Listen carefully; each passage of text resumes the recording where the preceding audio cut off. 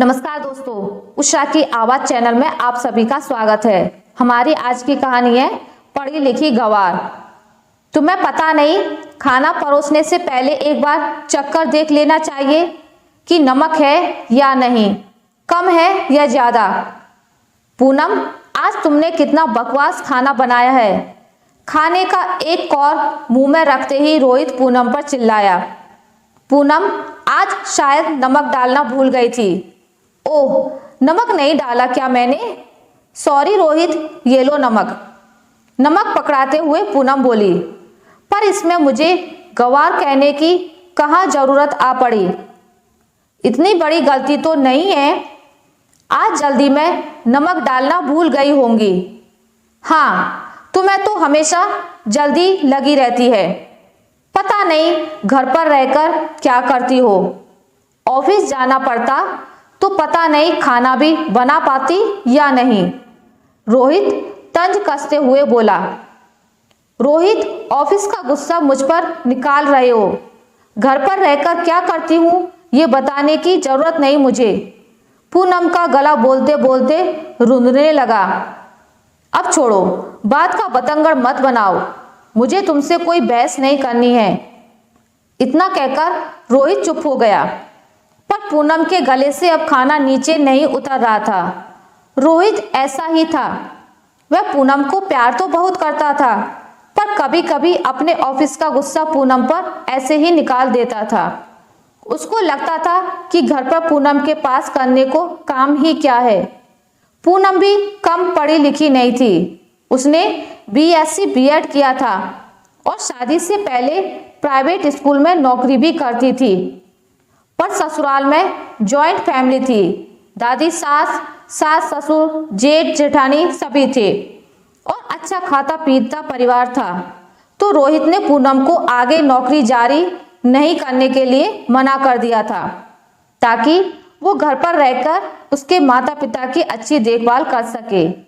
शादी के 2 साल बाद रोहित का ट्रांसफर दूसरे शहर में हो गया और रोहित और पूनम यहीं शिफ्ट हो गए।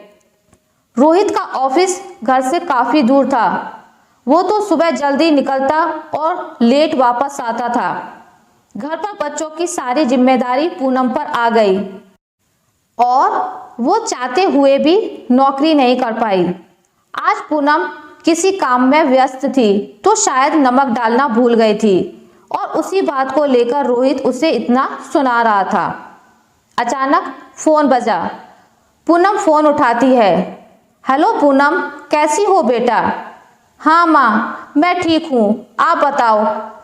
ठीक तो नहीं लग रही, आवाज से लग रहा है आज फिर अनबन हुई है रोहित जी से। बता, क्या बात है बेटा? माँ, अनबन हुई होती तो भी ठीक था, पर यहाँ तो रोहित आए दिन मुझे पढ़ी लिखी गंवार घोषित करने में लगे रहते हैं। क्यों, ऐसा क्या हो गया बेटा? रोहित जी तो तेरी कितनी फिक्र करते हैं। हाँ करते हैं माँ, पर कभी कभी वो कुछ ऐसा बोल जाते हैं जिससे मेरे सारे किए कराए पर पानी फिर जाता है। और पूनम नमक वाली बात माँ को बताती है और रोने लगती है। अरे बेटा, वो तो उन्होंने ऐसे ही गुस्से में बोल दिया होगा, तू दिल पर मत ले। कल तक तो वो सारा गुस्सा बिल्कुल भूल भी जाएंगे। हाँ माँ, ठीक है, चलो मैं अब रखती हूँ, अभी मेरा काम पड़ा है। और रात में रोहित सच में सब भूल गया, पर पूनम को रह रहकर यही बात याद आ रही थी कि तुम पढ़ी लिखी गंवार हो क्या। खैर, रोते रोते कब उसकी आंख लग गई उसे पता भी नहीं चला। अगले दिन संडे था और रोहित को शाम को ऑफिस की किसी पार्टी में जाना था, तो वो पूनम से बोला, मेरे बालों में थोड़ा कलर कर दो प्लीज। असल में बिना पूनम उसका कोई काम चलता नहीं था। फिर भी उसको क्रेडिट देने के बजाय वो उसे कुछ भी बोल देता था। पूनम कलर करने लगी, पर थोड़ा कलर उसकी स्किन पर लग गया। और ऐसा होता ही है, जब हम हेयर कलर करते हैं तो थोड़ा कलर स्किन या स्कैल्प पर लगना स्वाभाविक है। ये क्या किया पूनम? जब तुम्हारा मन नहीं था तो मना कर देती, पर ऐसे बिगाड़ती तो मत। कर दी ना वो ही गंवारों वाली हरकत। रोहित, इतना चिल्लाने की क्या जरूरत है? शैम्पू करोगे तो हट जाएगा, नहीं तो कोकोनट ऑयल लगा लो। मैंने पहले ही कहा था कि कलर करने से पहले लोशन या क्रीम लगा लो, तो तुमने मना कर दिया, और अब ये हो गया तो भी मुझ पर ही चिल्ला रहे हो। पूनम उससे बहस करके अपने संडे को बर्बाद नहीं करना चाहती थी और वहां से चली गई।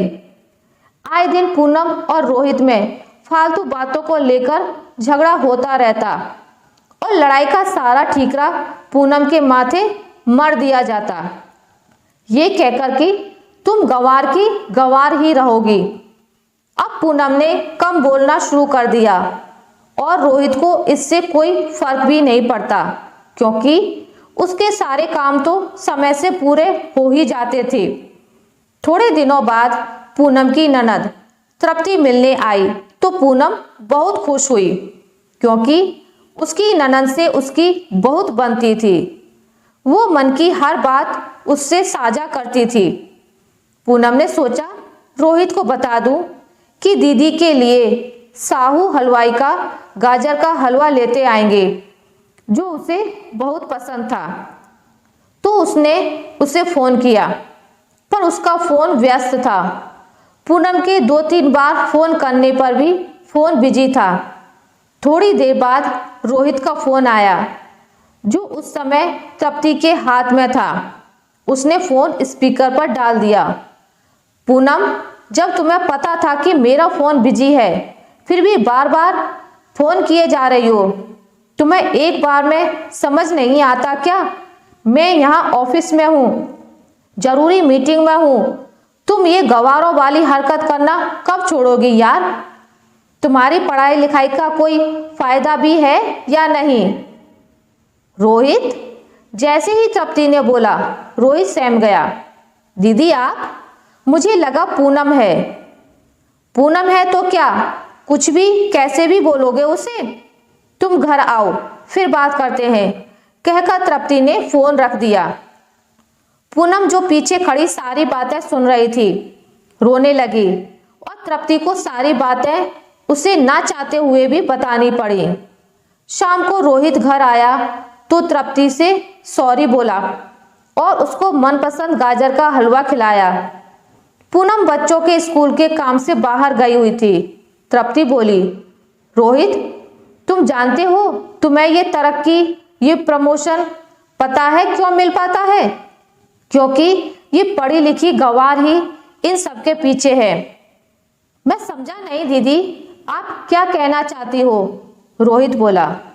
देख रोहित, ये घर की जिम्मेदारी, बच्चों की जिम्मेदारी, रिश्तेदारों की जिम्मेदारी सब पूनम ने अपने कंधे पर ले ली। तब ही तो तू अपने काम, ऑफिस पर पूरा फोकस कर पाया। घर का वातावरण, मम्मी पापा की सेहत का ध्यान, जरूरतों का ध्यान पूनम ने अच्छे से रखा। तभी तो तनाव रहित होकर तुम अपने उद्देश्य को सफल कर पाए, या नहीं? तुम बताओ। हाँ दी, ये तो ठीक है। और रोहित, पूनम बचपन से ही बहुत मेधावी रही है। वो अलग बात है कि इसने नौकरी करने के बजाय घर संभालना जरूरी और उचित समझा। और ये जो तुम्हें भी पता है, पूनम पूरे तन मन और समर्पण के साथ अपने हिस्से की सारी जिम्मेदारियां पूरी करती है। तुमको सारी चिंताओं से मुक्त रखती है। तुमसे कोई तर्क वितर्क नहीं करती। तुम कभी लेट भी आए तो कोई जासूसी नहीं करती। तुझ पर पूरा विश्वास करती है। तभी तो तू पूरे समर्पण के साथ अपना ऑफिस वर्क संभालता है और तरक्की करता है कि नहीं? बोल। और सबसे जरूरी, तुमने उसे कुछ भी बोला, वो घर का माहौल खराब नहीं होने देती, चाहे खुद कितना भी परेशान हो। और आज भी वो तो गलती से फोन मेरे हाथ में था, इसलिए मुझे सब पता चला, वरना तो इतनी समझदार लड़की है कि पति पत्नी के बीच की बातें मुझे या मम्मी पापा तक को नहीं बताती, और तू उसे गंवार कहता रहता है। सॉरी दीदी, मेरा उद्देश्य उसे हर्ट करना नहीं था। मैं उसे बहुत प्यार करता हूँ पूछो उससे। तभी पूनम अंदर आ गई। दीदी क्या हुआ? रोहित का चेहरा इतना उतरा हुआ क्यों है? रोहित क्या हुआ बताओ ना, आप ठीक हो ना? हाँ पूनम सब ठीक है, बस आज दीदी से कुछ नया सीख रहा था, इसलिए थोड़ी डांट पड़ गई बस। पूनम मुझे माफ कर दो, अब तक मैं तुम्हें गंवार बोलता रहा, पर आज पता चला है असली गंवार तो मैं हूँ, जो तुम्हारे सेवा समर्पण का फल तुम्हें डांट कर देता रहा। मुझे माफ कर सकती हो? रोहित ने पूनम के सामने हाथ जोड़कर माफी मांगते हुए कहा। पूनम ने रोहित के हाथ अपने हाथ में लेकर कहा, मुझे तुमसे कोई शिकायत नहीं, बस अपनी इस पढ़ी लिखी गंवार का साथ कभी मत छोड़ना। और कहकर सब हंसने लगे। तृप्ति अपने भाई भाभी की नजर उतारने लगी। आशा करती हूँ आपको मेरी आज की कहानी अच्छी लगी होगी। अगर आपको मेरी कहानी अच्छी लगी है तो इसे लाइक करें, ज़्यादा से ज़्यादा शेयर करें, और अगर आप मेरे चैनल पर नए हैं तो इसे सब्सक्राइब करना ना भूलें। मिलते हैं एक नई कहानी के साथ, तब तक के लिए नमस्कार।